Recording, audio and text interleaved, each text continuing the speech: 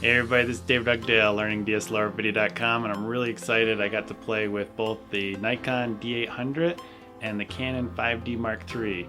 I put them through their paces. I took them just about everywhere I could possibly go in lots of different lighting situations, from cloudy to mixed lighting, extremely low light, swimming pools, even time lapses, comparing skin tones, slow motion, landscapes, and I think I found some pretty interesting stuff that nobody else is talking about. Like most of you, I've been waiting for the Canon 5D Mark III to come out for quite a while now, but now that Nikon has really stepped up their game in terms of video, I've really got two cameras to consider when stepping up to a full-frame camera. If you're an amateur like me wanting to step up to a full-frame camera, this comparison is definitely for you because I'll be talking it more from an amateur level. This is by far the most comprehensive, thorough comparison I've done of two cameras, and the reason is because I'm going to be buying one of these two cameras. First off, both of these cameras have their pluses and minuses. They're both full frame, they have dual card slots, SD and CF, 100% viewfinder coverage, weathered sealed body, both have a somewhat similar continuous shooting speed, both have excellent autofocus systems, and now both have headphone jacks. The differences are the Nikon has a built-in flash, the Canon doesn't. Nikon has uncompressed clean HDMI out, which is really nice for monitoring and recording, which I'll get into more later. The Canon does not. Nikon has 36 megapixels and the Canon has 22 megapixels. First off, we gotta talk about Nikon's 36 megapixel sensor. You get amazing resolving power. Look at the kids up on the hill. Now let's zoom in. That's just amazing. I've not done any prints with this, but if you're a landscape guy, this might be the camera for you. I'm finding that the average D800 raw file size is 2 to 3 times larger than Canon's, so watch out for your hard drive. But on the flip side, the video using the all-eye compression with the Canon is much larger than the typical Nikon movie file. So a 25 megabit movie file for the Nikon would mean 100 megabit for the Canon. I know a lot of my audience watches these videos on their iPad or iPhone, so I'll try to point out things that you might not be able to see on those small devices. This video is done in 1080p, and if you want to watch all of this uncompressed, you can download the video from Vimeo before Vimeo or YouTube compresses it. Alright, all those megapixels on the Nikon come at a price, and that price is noise. And pretty much, both cameras are pretty much equal because at 1080p, they've got the exact same resolution. So having a 36 megapixel camera, for video in this case, doesn't really help the Nikon much. In fact, I think the 36 megapixel sensor on the D800 really hurts it badly when you compare it to the low light performance on the Canon 5D Mark III. In this shot, which you could never even dream of attempting on my Canon Rebel, on the 5D Mark III it looks very usable and the Nikon looks totally unusable. Now I'm pretty sure I'll never shoot in the dark like this, but for example when I used it at an adventure rope place, I used a really high ISO from about 1600 to 6400 pretty much the whole entire time because I was shooting for slow motion with a high shutter speed. Even though this was not a super low light situation, it was amazing to be able to shoot at such high ISOs and getting great coverage. You can see here on the wall in the bar, it's a bit more noisy with the Nikon at ISO 1600. And here a bit more noise at 4000. And it was amazing, I wasn't even using the noise reduction for both Nikon or Canon for the high ISOs. It pretty much helps out just a little bit in terms of the noise. While Canon's low light performance has me really excited on what I can shoot, I saw something on the D800 that made me equally excited. Before I play you the up and down swipe of this next clip, I'm going to pause it right in the middle. Now look at the guy in the swimming pool and the exposure on his skin, and also look at the tiles on the floor where the sun is in the middle, and they pretty much have matched exposure. Now watch the swipe.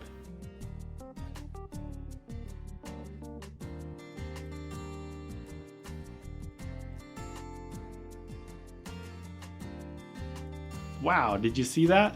Now watch it again. Now look at the wall behind the girl. You can see into the shadows a lot better with the D800. Look at the dynamic range, or I believe what the correct term in video language is latitude for the Nikon. Now look at the tree on the right side and look into the shadows. a lot better on the Nikon. Now look at my black shirt with the D800 and how you can see so much more detail on it. I would rather have a good flat image that I can start with rather than having an image I have to try pulling the shadows out of. To me, the D800 is the perfect image. It's not too flat, which is a bear to expose for and looks like crap on display. It's just right for an amateur like myself. Alright, so you're probably wondering what settings I'm using. I'm using the neutral picture style on both cameras with the contrast turned all the way down.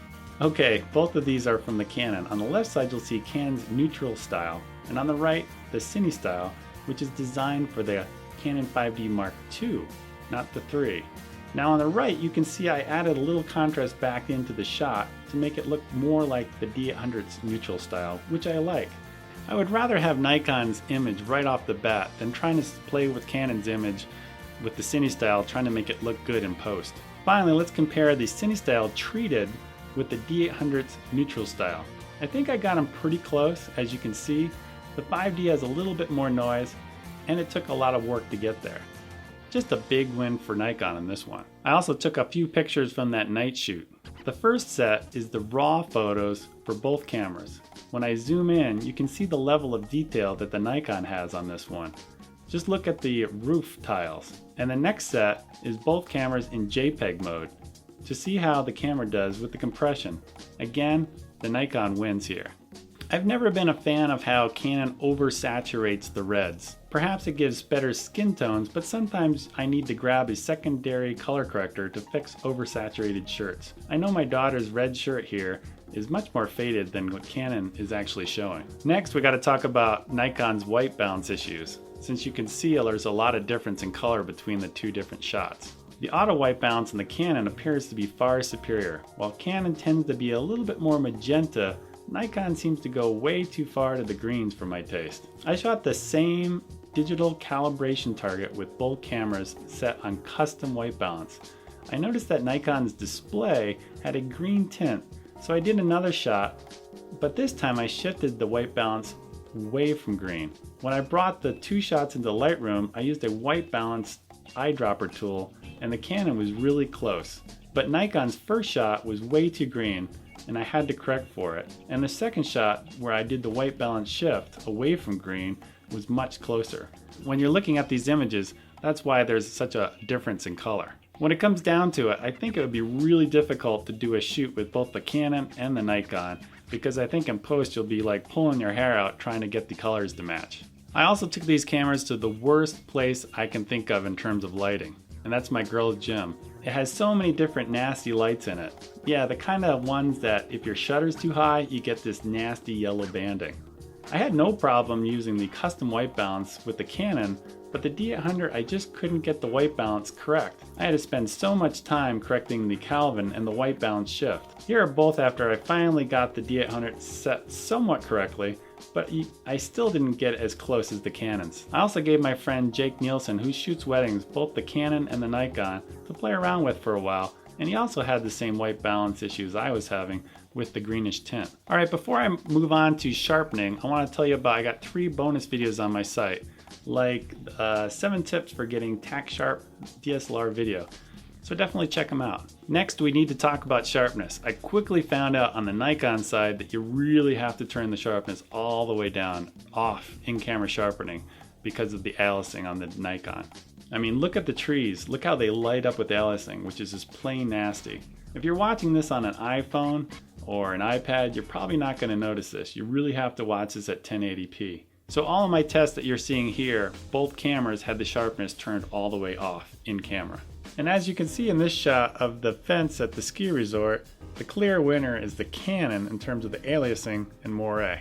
I did a corporate video with the Canon 5D Mark III, and I did it in the data center, lots of B-roll, there was a lot of metal mesh inside the racks, which caused a lot of moire, especially in older Canons. While you can still kind of see it on the 5D Mark III, I thought it was acceptable, and I actually used it in the corporate video. In terms of the sharpness of the actual camera, I don't think I can really comment on that, since both lenses were very different. I tried to use an adapter to take the Nikon lens and put it on the Canon, but I had a really bad experience with that. So I'm using 2 different lenses that are similar price range and seem to be sharpness wise about the same. I took a lot of shots of my girls with both of these cameras at 1.4 on the swing, standing right behind them as they swing in and out. And I gotta say, both of the autofocus systems on both of these cameras are excellent. Maybe the Canon was a little bit better in terms of the success rate on how many photos in a row I had that were actually in focus. However, I didn't try all the different options in terms of the autofocus system because there's a ton of them. So I really can't give you a well-defined answer on which one's better. All right, hands down, the Nikon wins when it comes to the HDMI signal out. Now, for me, I have more of a run and gun style, so I don't really think I would ever use an external recorder, but where I'm doing more of collaborative videos, a lot of people want to see the display, and since the display is so small, plugging it into an external monitor definitely helps. So in terms of that, I'd say Nikon definitely wins here. When I'm shooting stills, I mostly shoot RAW. I hardly ever do JPEG.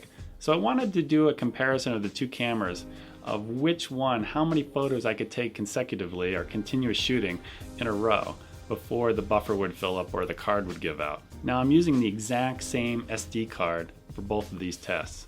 First up is the Nikon, and it took 16 shots in 4 seconds. What the bummer was is I couldn't take another photo for 2 whole minutes after that while I waited for the green light to turn off and the buffer or the card to be written to.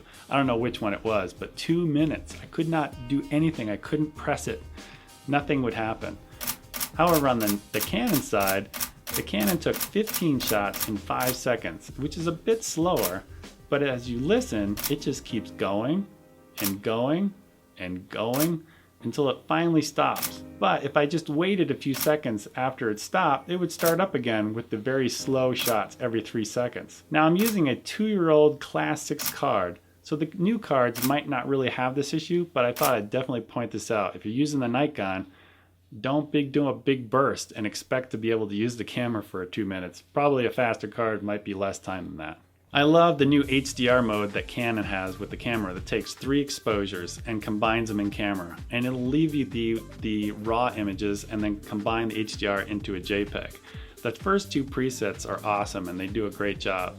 And I suck at photomatics. So the success rate that I've had with this camera shooting HDR has gone way up compared to doing HDR with photomatics. Usually my success rate sucks at that one. So a big win for Canon on the HDR side. So the Canon wins ever so slightly in terms of noise for the preamp audio recording. I would pretty much actually call them a tie. But if you use a cheap $99 recorder from Zoom, the H1, and you compare it to the cameras, the Zoom totally blows the water out of these preamps built into the cameras. If you want to listen to the comparison of the two, watch my video right here. I almost don't want to talk about rolling shutter because both of these cameras are terrible still. Just how bad, look how these $3,000 cameras compared to my iPhone. Yeah, they're really not that different. For all these tests on the Canon side, I used the all-I compression. While I found that the IPB compression does a great job at creating small file size, it works pretty well up to 1600. But after that, the IPB compression gets a bit noisy. If you punch in zoom to focus like I do a lot, then the Canon is a clear winner here. On the Nikon, it has some sort of weird jittery staccato look to it. Maybe it's a frame rate issue when you punch in. You can watch my full video here. Definitely the Canon wins here because on the Nikon it can be very distracting while you're trying to focus. The Nikon, you can't change the audio levels while recording like you can with the Canon. Alright, a couple minor issues. I'm not a big fan of Canon's mode dial lock switch. I don't know why people bump that, but I don't know why they put that there. And I'm also not a big fan of how to switch modes on the Nikon either. And worse yet, I'm not a big fan of where they place the video record button on the Nikon. I shot a lot with these cameras side by side for video, and I can tell you that the batteries last just about the same. It was surprisingly how similar they were. And they also could recharge about the same as well. Since the light leak issue has been fixed on the Canon, I really didn't test for this. And it sounds like Canon just fixed it with a bunch of black tape inside the camera. Also, at the time I'm publishing this video, Nikon's come out and said that there is an issue with the focus viewfinder for the D800. And I gotta say, I've never had any of these problems with the D800 that I have. So in conclusion, on the Canon side, I'm really glad they fixed the moire issues, and the low light performance of this camera is just insane. I'm really enjoying the headphone jack, but I wish they gave us 1080 at 60 frames per second and a tilt-out screen. For the Nikon, I'm really excited about all the latitude you get in the neutral picture style. I'm not really crazy about all the white balance issues, however, with the Nikon. With the Nikon, and maybe I'm just an amateur and maybe I don't know how to custom white balance, but it was just pure murder trying to get that thing to white balance correctly compared to the Canon, which does it quickly, really fast. So both of these cameras are excellent. If you're a Nikon shooter, stay with the Nikon. If you're a Canon shooter and you're invested in glass on the Canon side, stay with Canon. I myself personally only own 2 lenses. I own a cheap $100 lens I bought for Canon. I got a $250 lens I bought used on eBay, zoom lens. So I'm really not invested that much in glass, and the reason I'm not is I've been waiting for these full frame cameras to come out to test them, to decide which way I want to go. Before I tell you which camera I'm going to buy, and if you want to help me support my site and me make more videos like these, go to my site and go to my gear page and click on a link there before you purchase something.